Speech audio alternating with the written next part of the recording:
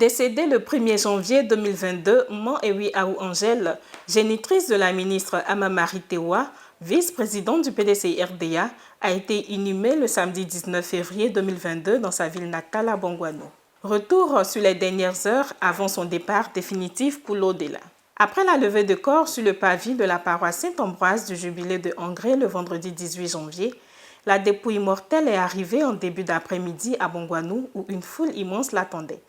Au domicile familial, notabilité traditionnelle, autorités politiques et administratives, chefs religieux, parents, amis étaient au rendez-vous. De fortes délégations royales, venues des royaumes Agni, du pays baoulé, en passant par les alliés du Grand Nord, étaient présentes pour cet ultime adieu à la reine-mère Mont-Ewi Aou Angèle. Le lendemain, samedi 19 février, le vice-président Alakwadio Rémy, représentant le PDCI-RDA, le secrétaire exécutif Eouman Bernard, directeur de cabinet représentant le président Rikonan Bédié, le député Bredoumi Soumaïla, coordonnateur général de la grande cellule de communication du PDCI-RDA, les vice-présidents Akamenan Véronique Nyamien Yao Bleu-Lenné, le président de la JPDCI urbaine Valentin Kouassi, ont effectué les déplacements pour Bongouano afin d'exprimer leur solidarité à la famille éplorée. Au cours de la cérémonie de don, le président Rikonan Bédié, président du PDCI-RDA, a élevé la défunte présidente de comité de base au grade de commandeur dans l'ordre du Bélier. Décoration faite par le coordonnateur général du comité politique, le ministre Alakwadio Rémy. Mont-Ewi Aou Angèle, chère maman, chère grand-mère, vous avez fait énormément pour le PDCI-RDA.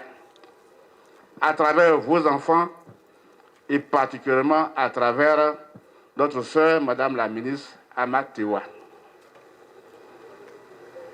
Je pourrais égrener un certain nombre de souvenirs pour étayer mon propos, mais ce n'est pas le lieu. Je ferai donc un seul témoignage. Je veux me souvenir que le 28 décembre 2005, suite à la résolution 1633 des Nations Unies, il a été décidé qu'il y aurait ici, en Côte d'Ivoire, un gouvernement d'union nationale. 5 places avaient été données au PDCI. Donc ce 28 décembre 2005, dès 14 heures, ceux qui devaient siéger à ce gouvernement ont été appelés. Je ne vous fais pas dire qu'avant 15 heures, tout cela était à la présidence. Nous attendons, 16 heures passent, presque 16h30, et je vois arriver ma soeur, la ministre Amamari Tewa. Évidemment, je m'étonne de son retard. Parce qu'en pareille circonstance, je vous le disais, avant 15 heures, nous étions tous sur les lieux. Et elle me dit, effectivement, j'ai été appelé à 14 heures. Mais ne pouvant pas joindre le président Rikonan Bédié, je ne pouvais pas me rendre ici. Il fallait que lui-même me dise qu'il vient de me proposer dans ce gouvernement avant que je ne vienne ici. Quelle discipline! Quelle fidélité au PDCI-RDA et à son chef. Être responsable politique de l'opposition en Afrique n'est pas une sinécure, n'est pas chose facile. Cela vous met en but à un certain nombre de difficultés. Les difficultés, notre sœur en a connues. Mais si elle a pu tenir, parce qu'il y a des fois, on se demandait mais comment elle faisait pour avoir la force morale, toute femme qu'elle était, pour faire face à ces difficultés. Le secret, c'est Mont-Ewi Aou, qui était son soutien. C'est grâce à cette femme qu'elle a tenu.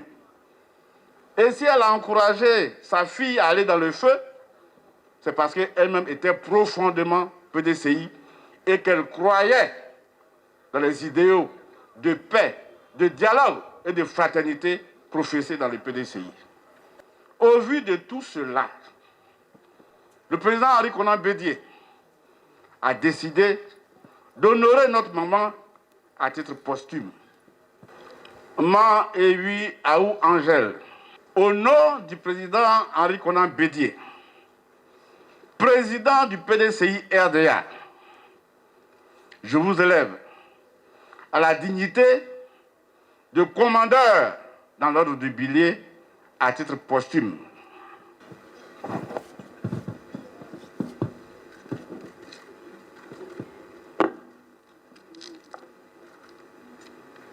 Et je remets les insignes de votre dignité à votre famille.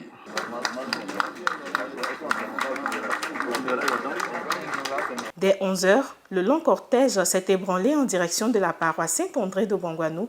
Une messe de requiem a été dite pour le repos de l'âme de la défunte dans sa 92e année.